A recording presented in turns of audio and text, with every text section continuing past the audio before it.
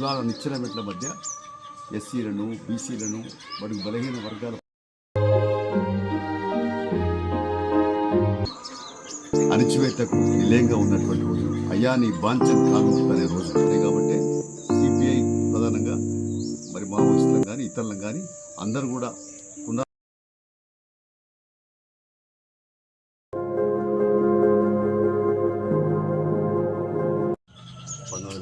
1925 December 26న ఉత్తరప్రదేశ్లోని కాన్పూర్లో స్థాపించబడ్డది. ఆనాడు ఈ దేశానికి స్వాతంత్రం లేదు. 550 సంస్థానాలు పైబడి ఎక్కడికక్కడికి రాచరిక వ్యవస్థ జరుగుతూ ఉంది. ప్రజలకు ఇలాంటి స్వేచ్ఛ లేవు, హక్కులు లేవు. కులాల నిచ్చెన మెట్ల మధ్య ఎస్సీలను బీసీలను బడుగు బలహీన వర్గాలపైన పెత్తనం చేస్తూ వెట్టిచాకిరి బానిసత్వం మగ్గుతున్న రోజులు, అణచివేతకు నిలయంగా ఉన్నటువంటి రోజులు, అయ్యా నీ బాంఛన్ కాల్ముక్త అనే రోజులు. అప్పుడు పార్టీ స్థాపించబడి మార్క్సిజం లెనినిజం సిద్ధాంత పునాదుల మీద సమసమాజమే లక్ష్యంగా వర్గరహిత సమాజం కొరకు మరి అనేక పోరాటాలకు నిలయంగా కమ్యూనిస్ట్ పార్టీ నిలిచింది. దేశ స్వాతంత్ర పోరాటంలో కూడా ఈ స్వాతంత్రం అంటే కాదు, సంపూర్ణ స్వాతంత్రం కావాలి అంటే మళ్ళీ ఎవడి దయాదాక్షిణ్యం ఉండకూడదు, ఇక్కడ శేషం ఉండకూడదు, సశబీషం ఉండకూడదు అనే మరి తీర్మానం చేసినటువంటి మొదటి పార్టీ సంపూర్ణ స్వాతంత్రం కావాలన్న పార్టీ కమ్యూనిస్ట్ పార్టీ. ఆ సందర్భంగా బ్రిటిష్ వాళ్ళు ఈ కమ్యూనిస్టులు అయితే ఈ దేశాన్ని కబలిస్తారు. అప్పటికే రష్యాలో కమ్యూనిస్ట్ ప్రభుత్వం ఉన్నది, ఇంకా అనేక దేశాల్లో తూర్పు యూరోప్ దేశాల్లో కమ్యూనిస్ట్ ప్రభుత్వాలు వచ్చినాయి. కాబట్టి ఇక మా ఆటలు చెల్లవు, మా బతుకు బదార్పాలైద్దని చెప్పి కుట్రవన్నీ అనేక కుట్ర కేసులు పెట్టారు కమ్యూనిస్ట్ పార్టీ నాయకుల మీద. పేషావరు, మీరట్, తర్వాత కాన్పూర్ కుట్ర కేసులు పెట్టారు. 7 సంవత్సరాలు జైల్లో మగ్గినారు. అయినా విరవకుండా తెలంగాణ సాయుధ పోరాటం, పశ్చిమ బెంగాల్ తెబాగా పోరాటం, కేరళలో పునః పోరాటాలు ఇవన్నీ చేసినారు. జమ్మూ కాశ్మీర్లో అణచివేత వ్యతిరేకంగా చేసినారు. అప్పుడే ఆ 25లోనే ఆర్ఎస్ఎస్ పుట్టింది. అయితే దాని పాత్ర ఇప్పుడు ఏదైతే బీజేపీ అంటున్నామో దాని అనుంగు అంటే ఆ పునాది అది, దాని బీజేపీ పునాది ఆర్ఎస్ఎస్. ఆ సంఘం పుట్టి కూడా 100 ఏళ్ళైనా ఒక్కనాడు కూడా స్వాతంత్రం కావాలని చెప్పినటువంటి వాళ్ళ ఆర్ఎస్ఎస్ కాదు.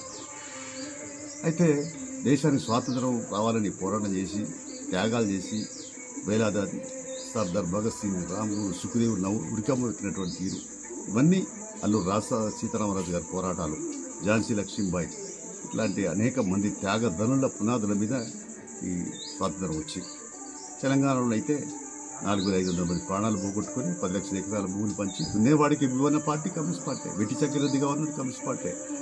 బడుగు బలహీన వర్గాలకి సామాజిక న్యాయం కావాలనేది పార్టీ. అంటరాని లేదా అస్పృశ్యత లేదని చెప్పింది కూడా, చాటింది కూడా కమ్యూనిస్ట్ పార్టీ. సహపంక్తి భోజనాలు పెట్టి చేసింది కూడా కాదు. కాబట్టి సామాజిక న్యాయం కొరకు, హక్కుల కొరకు, తర్వాత సహజ వనరులు అందరికీ చెందాలు అందాలని, భూములు పంపిణీ కావాలని పోరాడినటువంటి పార్టీ సిపిఐ. 100 ఏళ్ళు నిండింది. అయితే ఇంకా అధికారం రాలేదని కొన్ని రకరకాలుగా ప్రగల్భాలు మాట్లాడుతూ ఉన్నారు. కానీ ఇలా చూస్తే ఈ దేశంలో బీజేపీ, ఎన్డీఏ, నరేంద్ర మోడీ ప్రభుత్వం అనుసరించిన విధానాలకు ఇప్పటికంటే ముగుదాడి ఇస్తుంది కూడా కమ్యూనిస్ట్ పార్టీ, కమ్యూనిస్టులే. అయితే కాంగ్రెస్ లౌకిక పార్టీ అయినా అప్పుడప్పుడు సమన్వయం చేసుకుంటూ ఈ మొత్తం మీద మోడీ ఆగడాలను నిండగడుతున్నటువంటి అవినీతి కుంభకోణాలను, ధరల పెరుగుదలను నిరసిస్తూ మతోన్మాదాన్ని ఇప్పుడు ఖండిస్తున్నటువంటి పార్టీ కూడా ఉంది. అయితే వాళ్ళ వామపక్షాలు చీలిపోయినందువల్ల చిక్కిపోయింది, బలహీనపడ్డాయి, ఉద్యమం బలహీనపడ్డది. అయితే అందరి దారులు వేరువేరే కానీ గమ్యం ఒకటే, అందరి లక్ష్యం సోషలిజం, సమసమాజ లక్ష్యం. ఇలా పీపుల్స్ వార్ గ్రూప్ అన్నా, లేకుంటే మావోయిస్టులన్నా, ఏదన్నా జనశక్తి అన్నా, న్యూడెమోక్రసీ ఎవరన్నా అందరూ కోరికల్లా వర్గరహిత సమాజం కావాలనే, మార్క్సిజం సిద్ధాంతం, లెనిన్ సిద్ధాంతాన్ని అమలు చేయాలనే కోరికనే. అయితే ఇవాళ అందరూ కూడా ఒక వేదిక మీద కలిసి తప్ప ఈ దేశంలో ప్రత్యామ్నాయం కనపడట్లేదు. ఈ నరేంద్ర మోడీ మతోన్మాదం పెరిగిపోతుంది. ఇలా కాంగ్రెస్ తోటో ఇంకా బూర్జా పార్టీతోటో ఎదిరించే పరిస్థితి ఉండే పరిస్థితి కనపడలేదు. ఈవెన్ కాంగ్రెస్ అయినా ఇంకా మిగతా పార్టీలు, లౌకిక పార్టీలైనా కూడా కలిసి అంటే వామపక్ష ప్రగతిశీల ప్రజాతంత్ర శక్తులు ఒక్కటే తప్ప ఇలా బీజేపీ, ఎన్డీఏను ఎండగట్టడానికి అవకాశాలు లేవు. ఈవెన్ బీజేపీ కూడా ఒక పార్టీగా ఇవాళ ప్రభుత్వం నడపట్లేదు, కూటమిగా నడుపుతుంది. అందుకనే ఇవాళ కూటమి ప్రభుత్వాలే నడుస్తున్నాయి. కాబట్టి సిపిఐ ప్రధానంగా మరి మావోయిస్టులను కానీ ఇతరులను కానీ అందరూ కూడా పునరాలోచన చేసుకుని వామపక్ష శక్తులు ఒక వేదిక మీదకి వస్తే ప్రజలు కూడా తప్పనిసరిగా ఆకర్షితులవుతారు. ఈ కమ్యూనిస్టులే ఈ దేశానికి భవిష్యత్తు అనేటువంటి ఆలోచనలో ఉన్నారు కాబట్టి తప్పనిసరిగా వామపక్ష ఉద్యమం ఐక్యం కావాలంటే ఎవరి పంతాలు వారు కాకుండా అందరు కలిసి ఈ దేశంలో ఈ వర్గరహిత సమాజాన్ని నిర్మించే లక్ష్యంగా ఈ బడుగు బలహీన వర్గాలకి సమస్యల పరిష్కారం కొరకు, హక్కుల కొరకి, తర్వాత సంపద అందరికీ చెందేటట్టు చేయడానికి కృతనిశ్చయాలు కావాలంటే మావోయిస్టులని ఈ ఇస్టులని కదా అందరు కలిసి ఒక వేదిక మీదకి రావడమే వామపక్ష శక్తుల ఐక్యతే ఇవాళ ఈ దేశానికి తలమానికం, బడుగు బలహీన వర్గాల ఆకాంక్షలకు అద్దం పట్టేది పరిష్కరించేదని చెప్పి సిపిఐ బలంగా నమ్ముతున్నది. తల్లి పార్టీగా వామపక్ష శక్తులను కోరుతున్నది.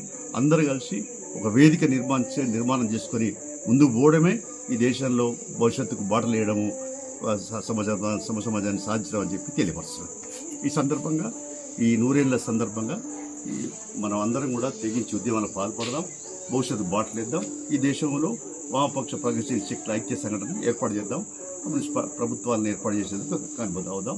ఎట్టి పరిస్థితుల్లో పోరాడదాం. దానికి సంబంధించి ప్రభుత్వాన్ని ఏర్పాటు చేసే వరకు పోరాడదాం.